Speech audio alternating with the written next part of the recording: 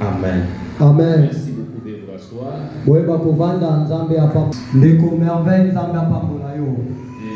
Quand c'est le frère chantait ici, je me posais la question, je dis Seigneur, pourquoi je vais parler sur la moisson et la sémence?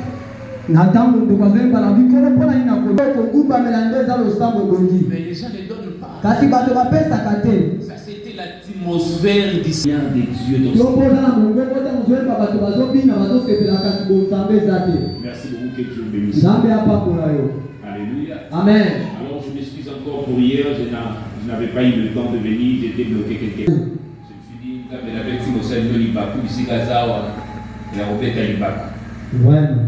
Heureusement qu'il était là, que Dieu bénisse la chaîne de Dieu. Et je pense que les gens qui étaient avec nous depuis le mercredi, que les cieux et la terre subsistera, cette loi-là ne changera plus. C'est-à-dire, même si tu pries pour que Dieu change la moisson et la récolte, c'est une loi. C'est un principe. Alors c'est à nous maintenant de respecter. Alléluia. Amen. Et aujourd'hui, je vais définir et après quoi nous allons commencer à répondre là où j'avais commencé le mercredi. Alors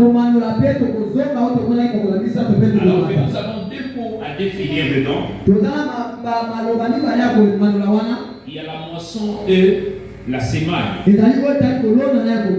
quand on parle de la moisson directement, on est en train de voir la sémence. Quand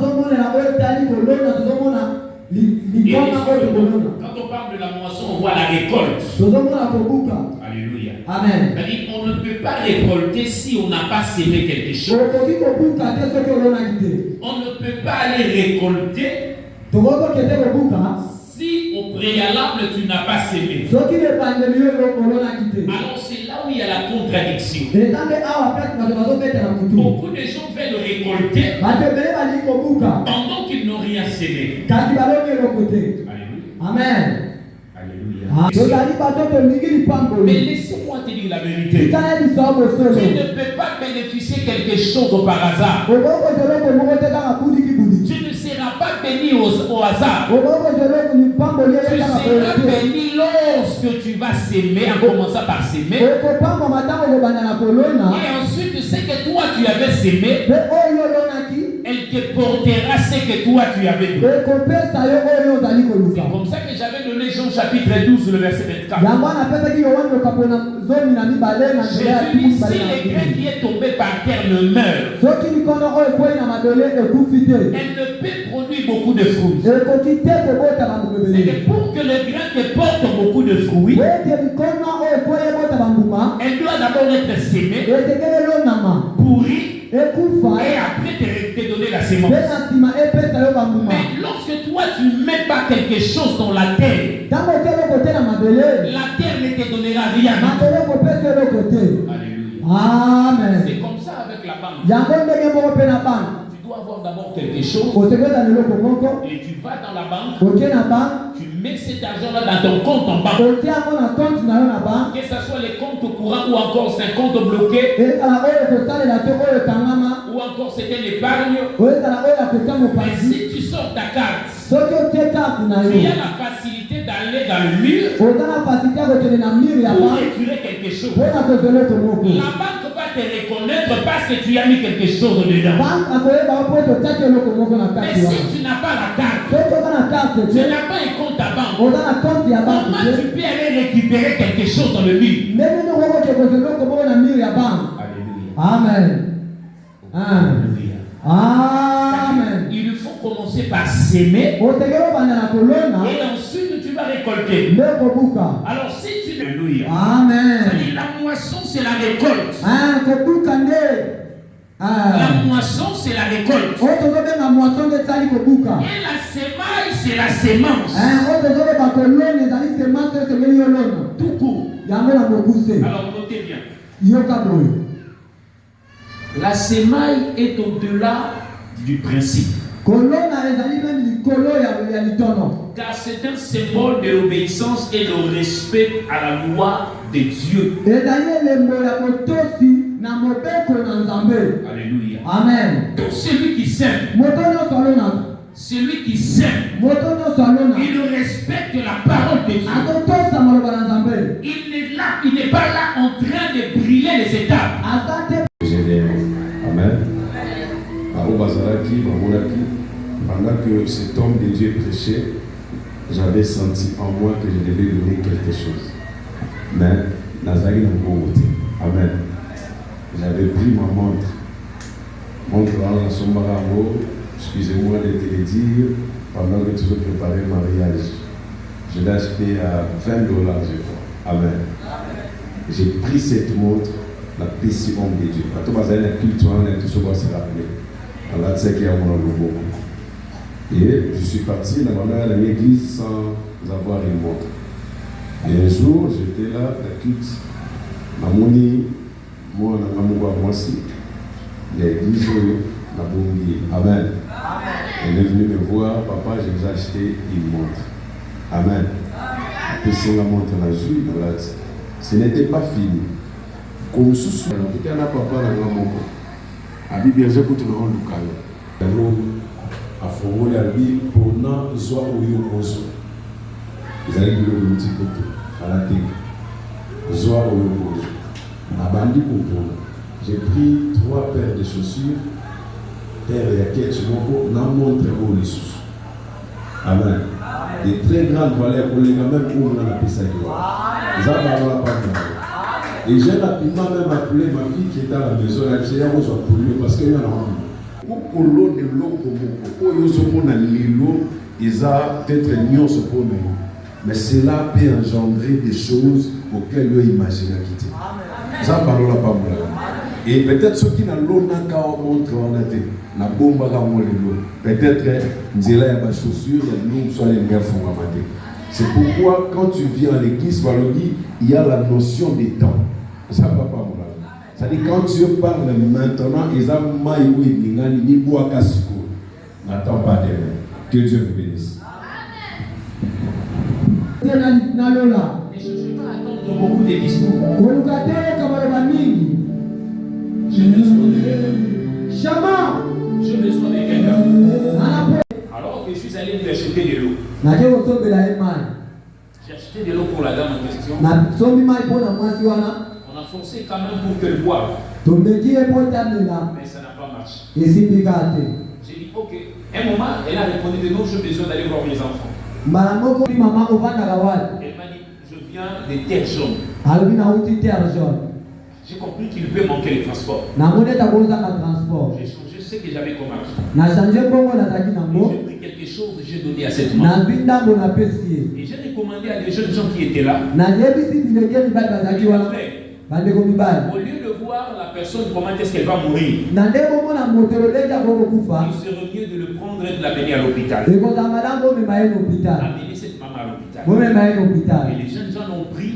Ils l'ont amené à l'hôpital. Pourquoi j'ai posé l'acte? Puisque quand je suis allé, je me disais dans mon esprit, Seigneur, j'ai semé dans la vie de cette maman. Alléluia. Amen. J'ai semé quoi? J'ai semé mon âge. Elle va demain se réveiller peut-être avec quelque chose à la main, sachant qu'il y a quelqu'un que Dieu a envoyé ma connaissance. On ne sème pas seulement à l'église. Mais on peut... Oh, donne-moi la main bien. C'est-à-dire, la nature ne sait que toi tu sèmes. C'est la nature des choses que toi tu vas récolter. Si tu ne sèmes rien, la Bible dit celui qui sème le vent moissonnera la tempête. C'est-à-dire celui qui ne sème rien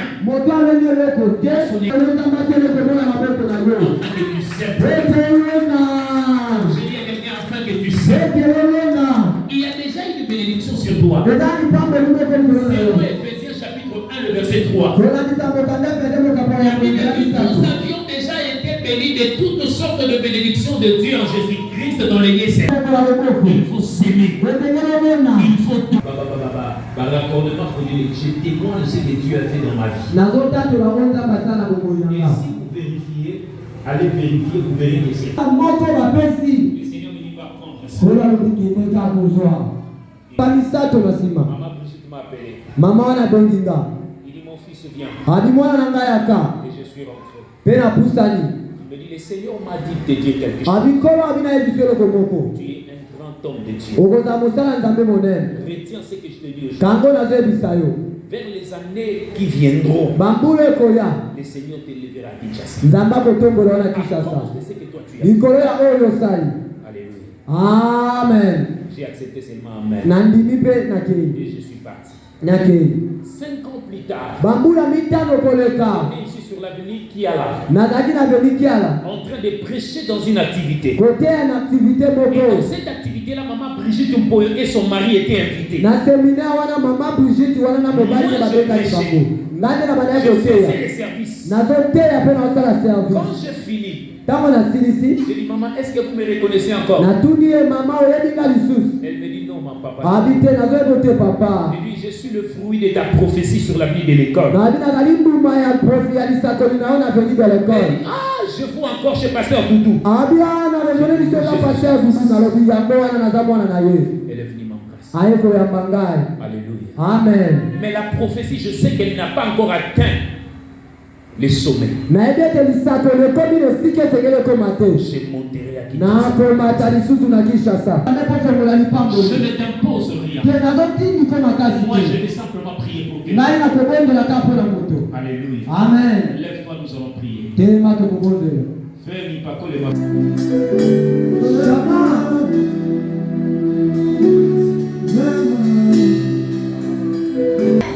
Le Saint-Esprit me met à cœur pour partager dans nos témoignages. Amen. Tout le monde ne respecte pas les principes. Mais celui qui s'aime est au-dessus de celui qui respecte les principes. Car il est obéissant. Alors, j'avais donné 8 principes de la bénédiction. Deuxième point, nous avions parlé de la reconnaissance des sacrificateurs dans ces églises. Et troisième point, nous avions parlé encore de la reconnaissance des pauvres dans les richesses que Dieu te donne, dans la récolte que Dieu te donne. Luc chapitre 2, verset 2 à 3. Luc chapitre 19, le verset 9. Alléluia. Amen. Oh, quelqu'un est ici avec moi? Amen. Et aujourd'hui, je vais parler du 4e point pour chuter. Le pargne.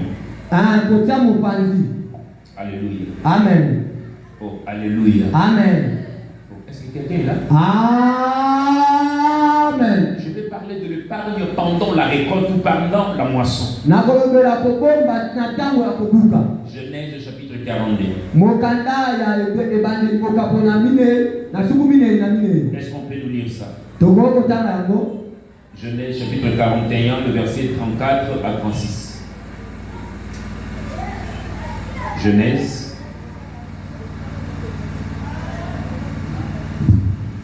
Chapitre 36, je lis le nom de Jésus. Amen. Que Pharaon établisse des commissaires sur le pays pour lever un 5e des récoltes de l'Égypte pendant les 7 années d'abondance. Amen. Qu'il rassemble tous les produits de ces bonnes années qui vont venir, qu'il fasse des approvisionnements dans les villes et qu'il en ait la garde. Ces provisions seront en réserve pour le pays, pour les 7 années de famine qui arriveront dans les pays d'Égypte, afin que le pays ne soit pas consumé par la famine. Oh, alléluia. Amen. La Bible dit, l'Éternel Dieu donne le songe à Pharaon. Il a vu les 7 vaches maigres avaler ou encore engloutir les 7 vaches gras. Il a vu encore le 7 puits de blé qui était englouti ou brimé par le vent de l'Orient. La Bible dit Pharaon n'avait pas l'interprétation. Alors on est allé chercher Joseph dans la prison pour interpréter les songes de Pharaon. Il dit ce que le roi a vu, c'est pas des choses différentes. Mais le roi a vu une seule chose. C'est-à-dire, il y aura en Égypte 7 années d'abondance et 7 années de la famine. Mais ce qui viendra avant sera les 7 années de l'abondance. C'est-à-dire, Dieu permet que l'abondance arrive et que ces hommes-là feront des approvisionnements. Ils vont relever quelque chose dans la récolte de l'année, de chaque année. Pendant 7 ans. Et quand ils vont récupérer quelque chose pour mettre dans l'approvisionnement pendant 7 ans,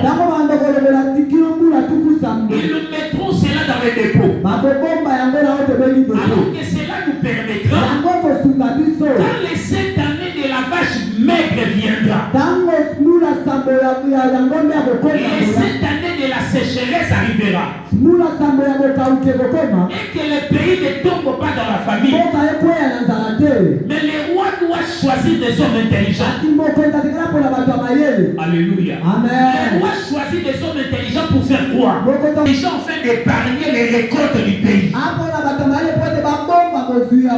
Ici, je viens parler à quelqu'un ce soir.